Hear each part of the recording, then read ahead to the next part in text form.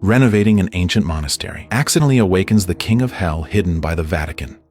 The film begins in the small village of Tropea, Italy on June 4, 1987. In the middle of a quiet night, Father Gabriel Amorth rides his Vespa to a house after receiving a request for help from a family.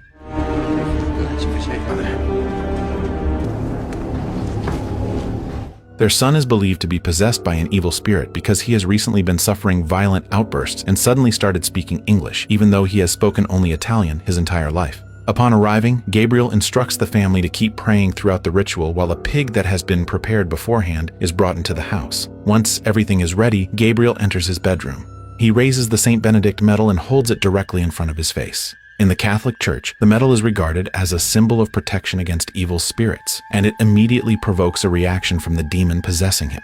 Instead of beginning the exorcism right away, however, Gabriel starts talking to the evil spirit. He deliberately plays on the demon's pride, hoping it will show off the power it boasts about so confidently. Sure enough, the demon arrogantly claims that it can possess anyone, even Gabriel himself. Hearing this, Gabriel immediately challenges the demon to prove its claim by leaving his body and possessing the pig instead.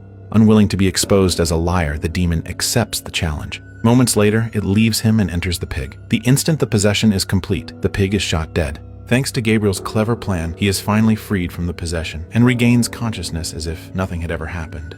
Come. A month later, the story shifts to a remote area in Castile, Spain. Julia arrives at an abandoned monastery with her 2 children, Amy and Henry. Amy, we're not in America anymore. You can't dress like that. We left everything for this. Amy, please. The old building is a family inheritance left behind by her late husband. Ever since his death a year earlier, the family's financial situation has become increasingly difficult. Hoping to earn enough money to support them, Julia decides to renovate the monastery before putting it up for sale. Upon their arrival, they are welcomed by Father Thomas Esquibel, the local priest assigned to the area. Thomas praises Julia for choosing to restore the historic building, explaining that it was once an active monastery. He also offers his condolences for the loss of her husband. During their conversation, it is revealed that Henry has been deeply traumatized ever since witnessing his father die in a tragic accident a year ago. Since that day, he has refused to speak a single word. While Julia talks with Thomas, Amy and Henry wander around exploring the monastery grounds. Unlike Henry, who seems fascinated by the place, Amy constantly complains about having to leave their life in America just to live in such an isolated location. While exploring on his own, Henry hears a loud banging sound coming from behind one of the old walls. Curious, he peeks through a crack in the stone and discovers a large stone seal that is slowly beginning to crack on its own. Not long afterward, Julia realizes Henry has disappeared and asks Amy to help look for him. Julia tries to comfort her daughter by explaining that they will only stay there temporarily. Once the renovation is complete and the monastery is sold, they will return to America.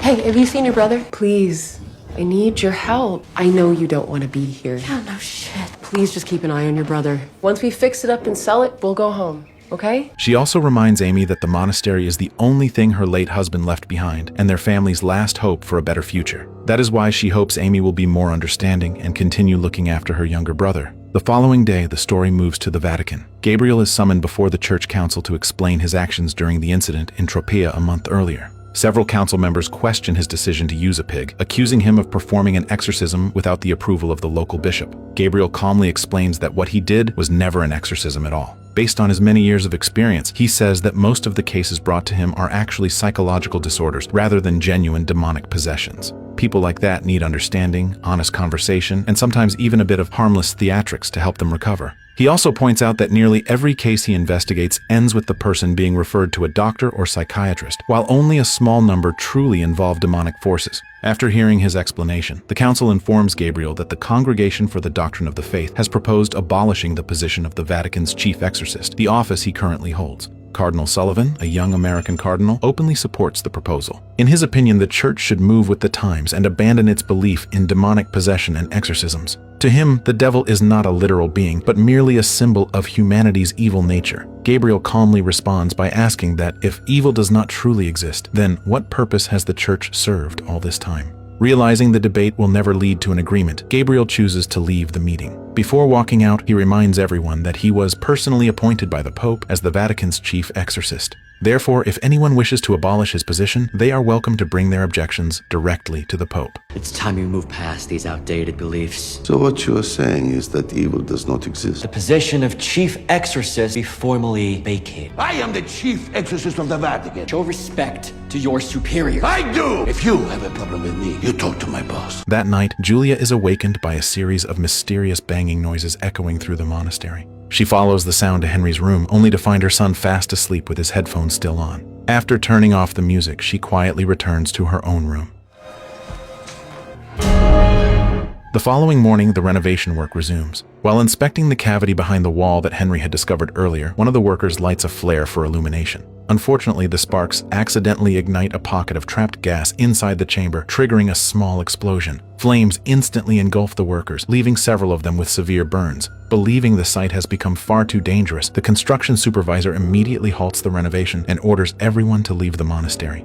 At almost the same moment, Henry's condition suddenly takes a terrifying turn. When Amy walks into his room, she finds her younger brother convulsing violently on the bed. After remaining completely silent for nearly a year, Henry suddenly begins speaking again, warning that everyone in the house is going to die. Moments later, he starts clawing at his own face until it bleeds. Panicked, Julia rushes Henry to the hospital. However, after a thorough examination, the doctors find nothing physically wrong with him. They believe his behavior is simply the result of the severe trauma caused by losing his father a year earlier. Since they cannot identify any serious medical condition, they prescribe a sedative to be used only if Henry tries to hurt himself again. Vitals and brain functions seem to be normal. Trying to hurt himself, you can administer him these sedatives. He can recommend a good psychiatrist. Although she is still overwhelmed with confusion, Julia eventually brings Henry back to the monastery. Once they arrive, she desperately searches for someone who might be able to explain what is really happening to her son. Not long afterward, the electricity throughout the entire building suddenly goes out. Amy steps outside to check the power, while Julia stays behind with Henry in his room. At that moment, Henry slowly opens his eyes. Speaking in a voice that sounds nothing like his own, he begins saying things no child could possibly know. He even demands to be breastfed, claiming that his mother never nursed him when he was a baby. A few seconds later, the word hate appears across his stomach, as though it is being carved into his flesh by an invisible force. Then, in a booming voice, the entity controlling Henry demands that a priest be brought to him. Hearing this, Julia immediately calls Father Thomas Esquibel. Thomas does his best to remain calm as he enters Henry's room, but before he can do anything, an unseen force violently slams him across the room and throws him out of the doorway. Fucking Christ!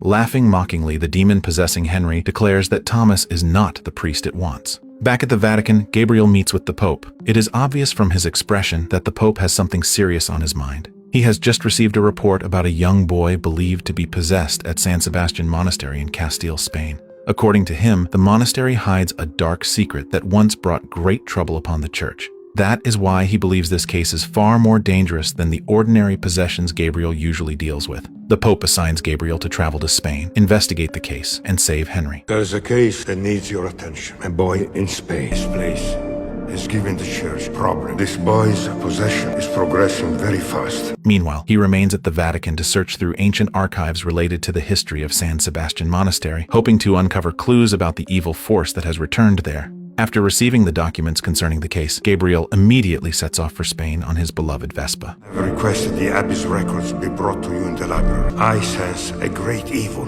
coming from there.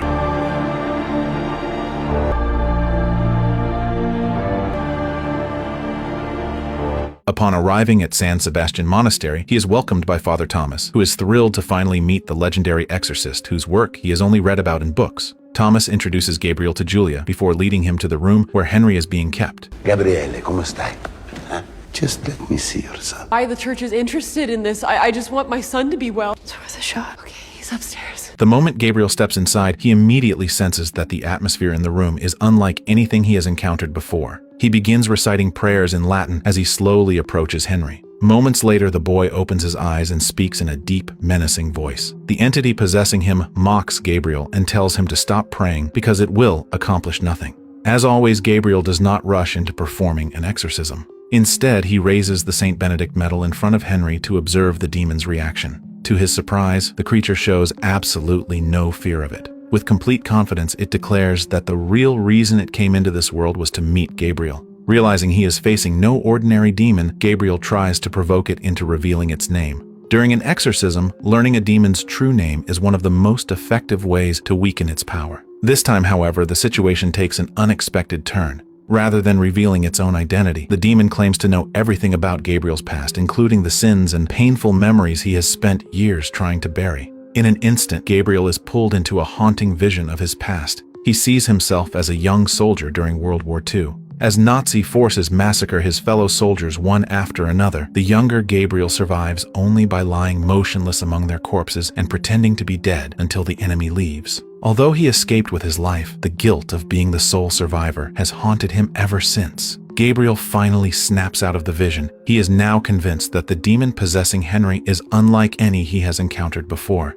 Not only can it read the deepest corners of a person's mind, but it also knows secrets that no one else should possibly know. After witnessing such an impossible sight, Gabriel decides to suspend the ritual for the time being and leaves the room to rethink his next move. I'll be waiting for you, Gabe. The higher the demon, the more access it can have. This demon says things that it could not know. Why is it possessing the boy? I'm going to talk to the mother. Outside, Gabriel speaks with Julia to understand why Henry became the demon's target. He explains that evil spirits usually prey on people who are emotionally vulnerable. Because of that, he wants to know exactly what happened to Henry before all these supernatural events began. Julia tells him that a year earlier, Henry had been in the car with his father during the tragic accident that took his life. Right before his eyes, his father was gruesomely killed when a sharp object pierced his head. Ever since that horrifying day, Henry has been traumatized, lost his voice, and never spoken another word. Gabriel finally understands that it was this emotional wound that allowed the demon to take control of Henry. While Gabriel is speaking with Julia, the supernatural disturbances begin targeting Amy, who is alone in her room. She hears mysterious knocking sounds that slowly lure her back toward Henry's room. When she opens the door, Henry is simply sitting there in silence, staring directly at her. Terrified, Amy quickly retreats to her own room. Before she can calm herself down, the nearby telephone suddenly rings. When she answers it, she hears the voice of her deceased father. Terrified, Amy immediately runs to find Julia and Gabriel, telling them everything she has just experienced. Seeing the supernatural disturbances growing worse, Gabriel insists that they can no longer allow the demon to control the situation. He tells Julia and Amy to ignore anything they see or hear because it could all be nothing more than the demon's deception. After that, Gabriel asks Thomas to help prepare for the next ritual. He explains that their goal is not simply to cast the demon out, but to force it to reveal its true name. During an exorcism, knowing a demon's real name is the key to weakening its power. Gabriel also instructs Thomas to keep praying no matter what happens and never allow himself to be provoked by the demon. Before entering Henry's room, Gabriel first asks Thomas to make his confession. According to him, demons can see the sins and emotional wounds a person continues to hide, then use them to weaken their faith. That is why a priest must enter an exorcism with a clean heart, leaving the demon with no opening to exploit. What we need to do is to find out his name. This demon is very strong. Now, you must confess your sins. 8 months since my last confession. No. May Almighty God have mercy on you. A short time later, the two priests return to Henry's room. From the very beginning of the ritual, the demon immediately targets Thomas. Speaking through Henry, it constantly mocks him and tries to provoke his emotions. As Henry writhes in agony, Thomas begins to lose his focus. Feeling sorry for the boy, he unknowingly stops praying. Unclean spirit, whoever you are, I am a minister of God despite my unworthiness. Pray, I command you, Lord, to tell me by some sign your name. Gabriel quickly reminds him that his compassion is exactly what the demon is exploiting to break their concentration. Moments later, the power suddenly goes out again, and the demon begins attacking Gabriel's mind. Why didn't you believe me? The girl you let die.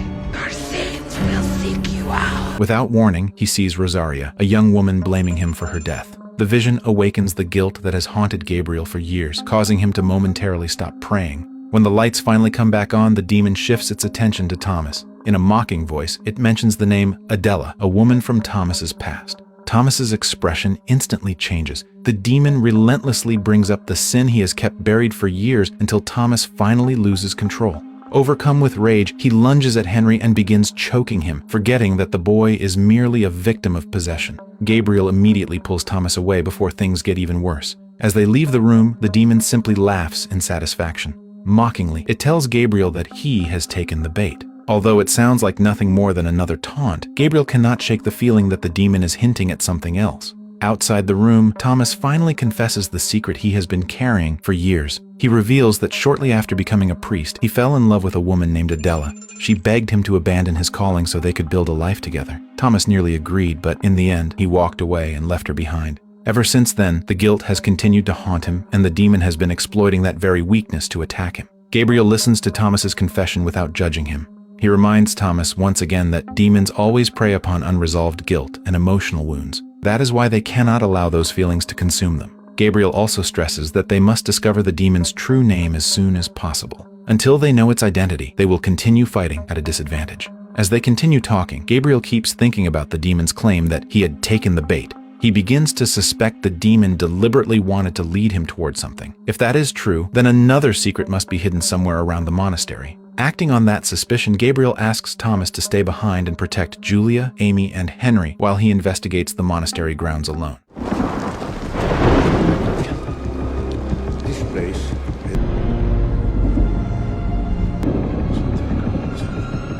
His search eventually leads him to an old well not far from the courtyard. The well is tightly sealed with a heavy iron cover bearing the official seal of the Vatican, as though it was deliberately hiding something beneath it. Unable to lift the cover by himself, Gabriel ties it to his Vespa and uses the scooter to pull it open. Looking inside, he discovers rows of human skulls lining the walls of the well. The horrifying sight convinces him even more that this place has been hiding a terrible secret for centuries. Wanting to see how deep the well is, Gabriel tosses a burning piece of cloth inside. Instead of falling all the way to the bottom, however, the flames ignite the gas trapped within the well, triggering a massive burst of fire, just like the explosion that had previously injured the renovation workers. While Gabriel is outside, the demon launches another attack on those still inside the monastery. Julia suddenly senses the presence of her late husband, who gently calls her name and softly caresses her.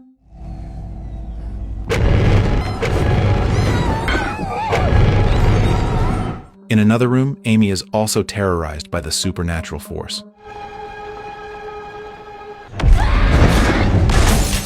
Overcome with fear, she hides inside a closet while screaming for help.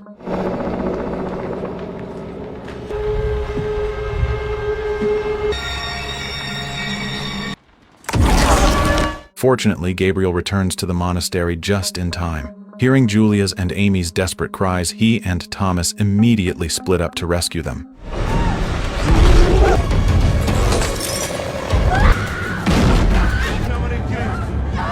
Once the situation is finally brought under control, Gabriel takes Thomas outside to show him what he has just discovered. What is this when I first arrived? There is something underneath this place.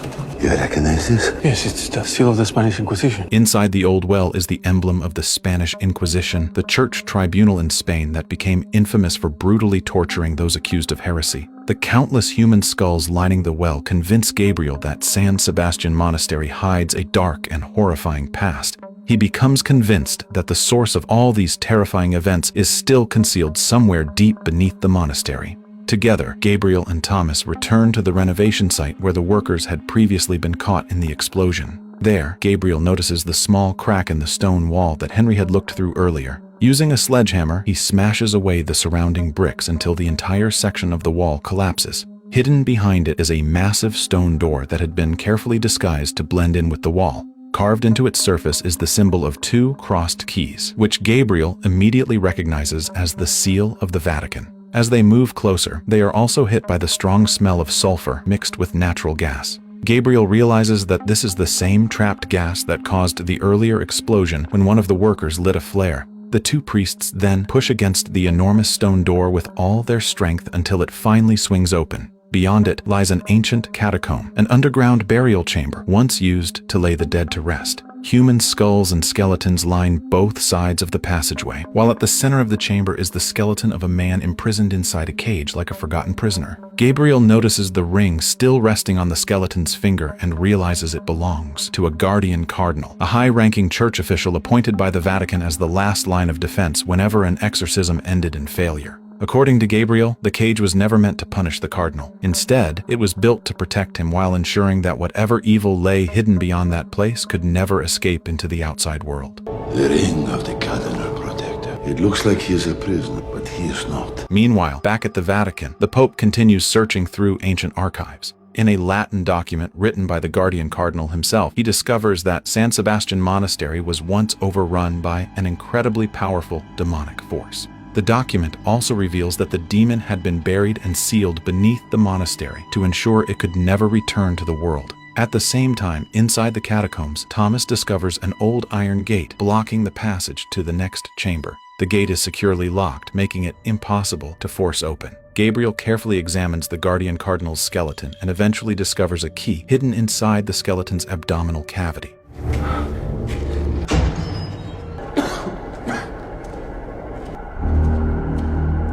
At the same time, while continuing to study the ancient document, the Pope suddenly begins struggling to breathe. As his condition rapidly worsens, he repeatedly calls out Gabriel's name, as though he somehow senses that Gabriel is facing grave danger. The Vatican attendants immediately rush him to the hospital for treatment.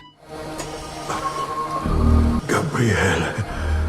Unaware of what is happening back at the Vatican, Gabriel and Thomas continue their journey beyond the Iron Gate. The farther they venture, the hotter the passage becomes, and the air grows thick with the overwhelming smell of sulfur. Having handled hundreds of possession cases throughout his life, Gabriel knows that the scent of sulfur is almost always a sign of demonic presence.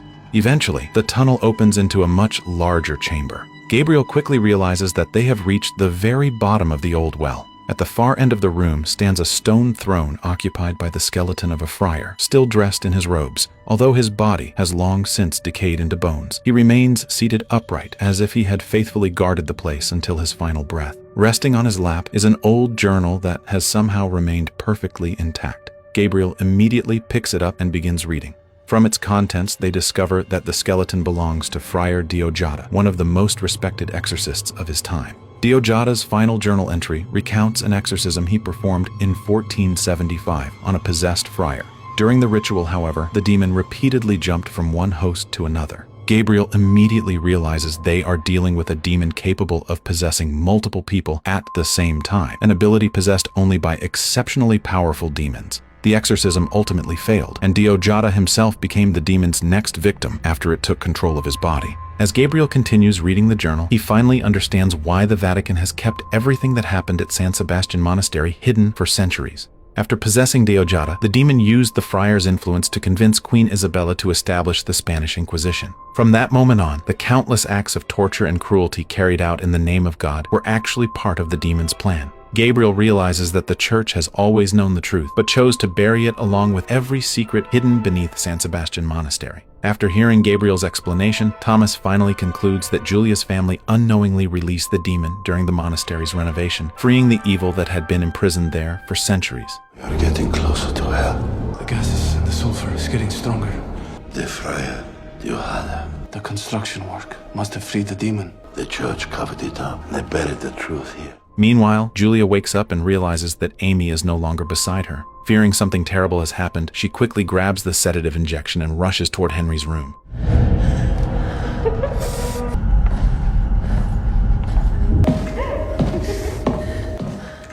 Amy! Her worst fears are confirmed. Amy is sitting beside Henry. When Julia calls out to them, Amy and Henry answer at exactly the same time, speaking the very same words as though a single consciousness is controlling both of their bodies. That is when Julia realizes that Amy has also fallen under the demon's influence. She immediately tries to pull Amy away from her younger brother, but before she can reach her, an invisible force violently hurls Julia across the room. At the same time, Amy is lifted high into the air by the demon's supernatural power. Watch me, mommy. Watch me. Meanwhile, Gabriel continues turning the pages of Diogata's journal. He comes across an illustration depicting the angels who were cast out of heaven alongside their leader. On the following page, the demon's true identity is finally revealed. The creature imprisoned beneath San Sebastian Monastery is none other than Asmodeus, one of the rulers of hell with the terrifying ability to possess multiple hosts at once. The journal also reveals that Asmodeus's goal has never been simply to possess Henry. Instead, he has been searching for a Vatican exorcist whose body he could use as a new vessel, allowing him to return to the Vatican and carry out the same plan he set in motion centuries ago. At that moment, Gabriel finally understands why Asmodeus has been provoking him from the very beginning. Henry was never the true target. Gabriel himself was. As soon as Asmodeus's name is uncovered, the demon's influence over Julia and Amy immediately begins to weaken. Seizing the opportunity, Amy injects Henry with the sedative, causing the boy to finally fall asleep. Before facing the final exorcism, Gabriel decides that he must first confess the guilt that has haunted him for so many years. Gabriel then tells the story of a young woman named Rosaria, who once came to him seeking help. Rosaria claimed that a demon visited her every night, but Gabriel believed she was suffering from a mental illness and referred her to someone else for treatment. Not long afterward, Rosaria took her own life by jumping from the walls of Vatican City. I need to make confession. I want to talk to you, Rosaria. I did not help her. I did not believe her. She was not possessed. She was mentally disturbed. The mentally disturbed is not my job. So I let someone else handle her case. Do you believe me now? I did not help her when she needed it. With the innocent girl. Ever since that day, Gabriel has been haunted by overwhelming guilt, and Asmodeus knows that this is his greatest weakness. After confessing everything, Gabriel asks Thomas to hear his confession and grant him absolution according to the rites of the church. Once he has received absolution, Gabriel puts on his exorcism vestments once again and reminds everyone that Asmodeus is a master deceiver. The demon will use guilt, painful memories, and the sins of the past to break their spirits. That is why nothing they see during the ritual can be trusted. A short time later, Gabriel, Thomas, Julia, and Amy return to Henry's room. We must save this child. Speaking through the boy, Asmodeus offers Gabriel another bargain. He demands that Gabriel willingly surrender his body in exchange for Julia's family's safety. Gabriel refuses without hesitation and, together with Thomas, begins reciting the prayers of the exorcism. Oh, Father, let me in, Gabriele. No amount of prayers can save Henry. Frustrated that his offer has failed, Asmodeus once again attacks their minds. Rosaria appears before Gabriel, blaming him for her death, while Thomas is haunted once more by visions of Adela. This time, however, neither of them falls for the deception. They recognize that everything they are seeing is nothing more than an illusion created by Asmodeus to shake their faith. The harder Asmodeus fights back, the louder Gabriel and Thomas pray. Without my son! Your son is gone. Be deep beneath God! Never. And flee from the light of God! This is the cross of the Lord! On every side, resist the light and beseech thee to send thy... Gradually, Henry's violently struggling body begins to relax. For the first time in a long while, the boy's real voice is heard again as he calls out to his mother. Mommy, you're hurting me. Henry, I love you. Go to him! Come back to me. You must resist! You must resist. I can't. Amy, who has remained silent the entire time, suddenly begins moving in an unnatural way. She crawls across the walls and clings to the ceiling like a spider. That is when Asmodeus reveals that Amy has been his backup vessel all along in case he failed to keep control of Henry. He then reveals his true objective. Henry and Amy were never his real targets. From the very beginning, the one he wanted was Gabriel. Once again, Asmodeus offers him a choice. If Gabriel willingly gives up his body, Julia's family will be spared. But if he refuses, every one of them will die. Gabriel firmly rejects the offer. Instantly, Asmodeus flies into a rage. He uses Amy to attack Julia while Henry, who has only just regained consciousness, falls under the demon's control once again and attacks the two priests. Within seconds, the room erupts into chaos. Thomas is choked by an unseen force until he is lifted off the floor, while Julia can do nothing but watch helplessly as both of her children are used as the demon's puppets. Don't lose faith! Give me back my... I told you, bitch. You're all gonna die. To save them all, Gabriel finally makes the hardest decision of his life. He willingly offers himself as Asmodeus's new vessel. The moment those words leave his mouth, the demon abandons Henry and Amy before entering Gabriel's body instead.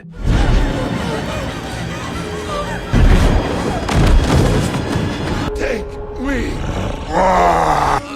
Be my Peggy. Be the master you dreamed of.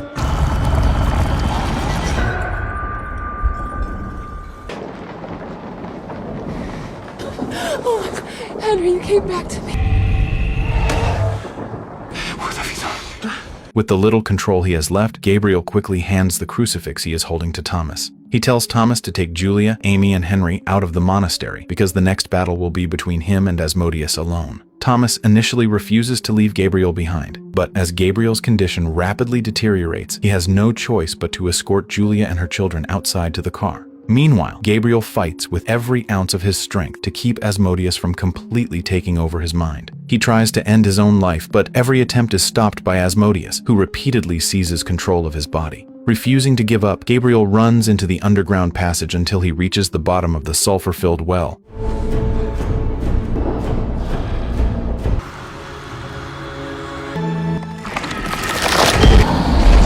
At the same time, after making sure Julia, Henry, and Amy are safely outside, Thomas decides to return to the monastery. He cannot bring himself to leave Gabriel alone to face Asmodeus. After making his way through the underground passage, Thomas finally finds Gabriel sitting upon Friar Diojada's stone throne. But the voice coming from his mouth is no longer Gabriel's. It is Asmodeus speaking through him. You're too late, Thomas. Listen to me. Fight it. Just in your head. He's gone, your friend. Gone. I know you're here, Gabriel. Pray with me. The demon claims that Gabriel is gone and that the body now belongs entirely to him. He even tells Thomas to leave, insisting that everything is already over. Thomas refuses to believe him. He is convinced that Gabriel is still fighting from within his own mind. Clutching the crucifix tightly, Thomas continues reciting the prayers of exorcism while repeatedly calling Gabriel's name. In the name of the spotless Lamb. Little by little, Thomas's voice awakens Gabriel's consciousness, allowing him to fight back from within his own body. Realizing that Gabriel has not been fully consumed, Asmodeus resorts to one final deception. Rosaria appears once again, blaming Gabriel for her death, while Thomas is once again haunted by visions of Adela. This time, however, neither of them is deceived. They understand that everything before their eyes is nothing more than an illusion created by Asmodeus to destroy their faith. As they continue praying without stopping, Gabriel and Thomas finally succeed in driving Asmodeus out of Gabriel's body. The demon is forced backward toward the bottom of the well, where it is finally consumed by the massive flames erupting from deep beneath the earth. Asmodeus's screams echo throughout the underground tunnels before disappearing forever into the blazing fire. After spreading terror for centuries, the ruler of hell is finally defeated. Bless you, Thomas.